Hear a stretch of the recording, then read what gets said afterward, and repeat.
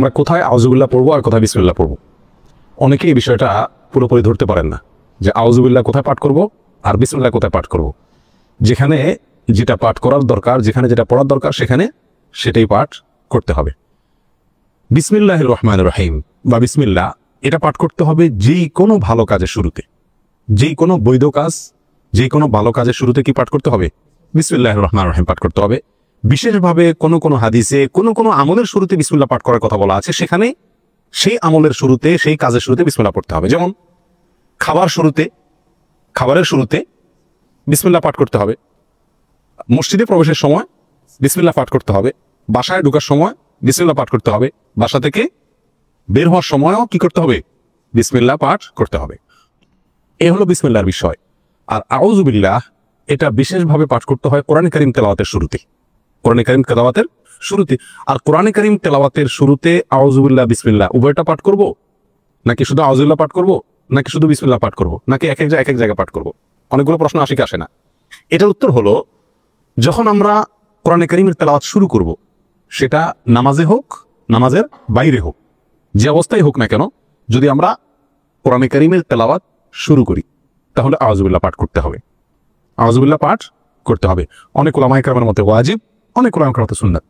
আল্লাহ সুবহানাহু ওয়া তাআলা সূরা নাহলের ৯৮ নম্বর আয়াতে ইরশাদ করেছেন, ফাইদা ক্রাআতাল কুরআনা ফাস্তাইজ বিল্লাহি মিনাশ শাইতানির রাজীম।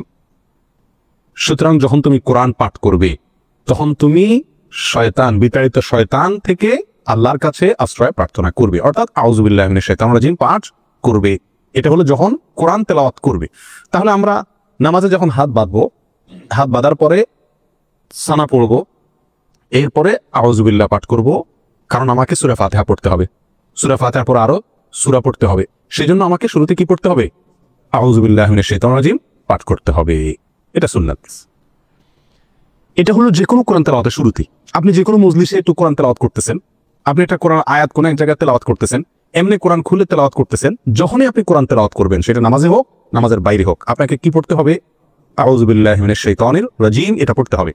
আমাদের দেশে বেশিরভাগ মানুষ আমরা কোরআন তেলাওয়াতের শুরুতে বিসমিল্লাহটা খুব গুরুত্ব দিয়ে পড়ি। মাশাআল্লাহ, বিসমিল্লাহ পড়ে কি করি? শুরুই তেলাওয়াত শুরু করি। আউযুবিল্লাহ বেশিরভাগ মানুষ তেলাওয়াতের শুরুতে আমরা পাঠ করি না, অথচ তেলাওয়াতের শুরুতে বিসমিল্লাহর চাইতে আউযুবিল্লাহর গুরুত্ব বেশি।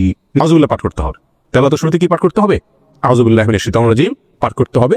সেটা আপনি সূরা শুরুতে পড়ুন, সূরার মাঝখান থেকে পড়ুন, এক আয়াত পড়ুন, আধা আয়াত পড়ুন, কোরআনের যে অংশই পড়ুন না কেন, যখন শুরু করবেন কি দিয়ে শুরু করতে হবে?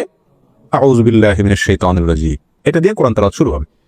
বিসমিল্লাহির রহমানির রহিম এটাও কোরআন তেলাওয়াতের সময় করতে হবে, কিন্তু কখন সেটা? বিসমিল্লাহির রহমানির রহিম কোরআন তেলাওয়াতের সময় পাঠ করবেন সূরার শুরুতে। কিসের শুরুতে? সূরার শুরুতে। সূরা তাওবা যেটা 10 নম্বর পারায় আছে, এই সূরার শুরুতে শুধু বিসমিল্লাহ নাই, সেখানে আউযুবিল্লাহ দিয়ে শুরু করবেন যদি ওখান থেকে তেলাওয়াত শুরু করেন। আর যদি আগে থেকে তেলাওয়াত শুরু করেন সূরা মাঝখানে পড়ে, তাহলে কিছুই পড়তে হবে না, ধারাবাহিক পড়ে চলে যাবেন। আর অন্য যে কোনো সূরার শুরুতে, কথার কথা, আপনি নামাজের ভিতরে সূরা ফাতিহা শুরু করতেছেন, তাহলে সূরা শুরু, তাহলে এখানে আউযুবিল্লাহ পড়বেন, পরে আবার কি পড়বেন? বিসমিল্লাহ পাঠ করবেন।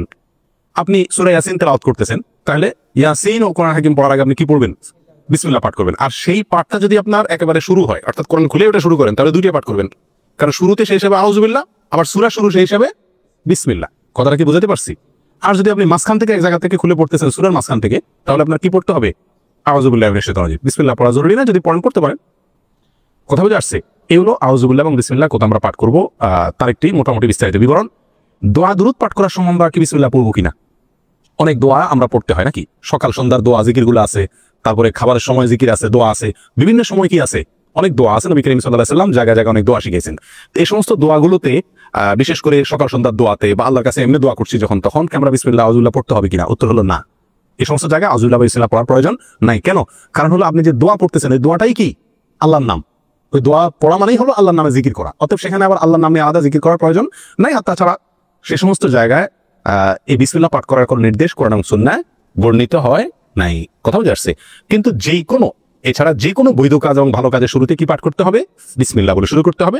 হাদিসে আসছে নবী সাল্লাল্লাহু আলাইহি ওয়াসাল্লাম ইরশাদ করেছেন, কুল্লু আমরিন যী বালিন লাম ইউবদা বিবিসমিল্লাহি ফাহুয়া আবতার ওয়া ফি রিওয়ায়াতিন ফাহুয়া আকতা।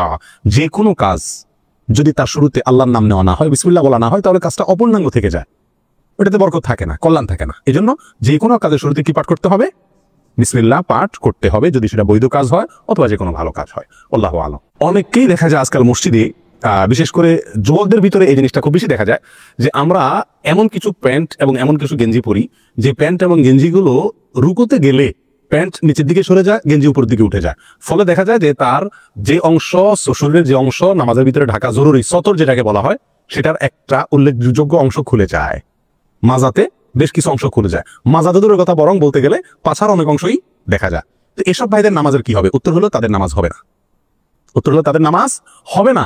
আপনি যদি নামাজে দাঁড়ালেন, রুকুতে যান আর সিজদায় যান, এই সময় যদি আপনার প্যান্ট নিচের দিকে সরে যায় আর গেঞ্জি উপরের দিকে উঠে যায়, তাহলে সেক্ষেত্রে যদি আপনার সতরটা প্রদর্শিত হয়, দেখতে পায় মানুষ বা খুলে যায়, কেউ দেখুক আর না দেখুক, তাহলে আপনার নামাজ হবে না। কারণ নামাজের ভিতরে আপনার সতর ঢাকা ফরজ।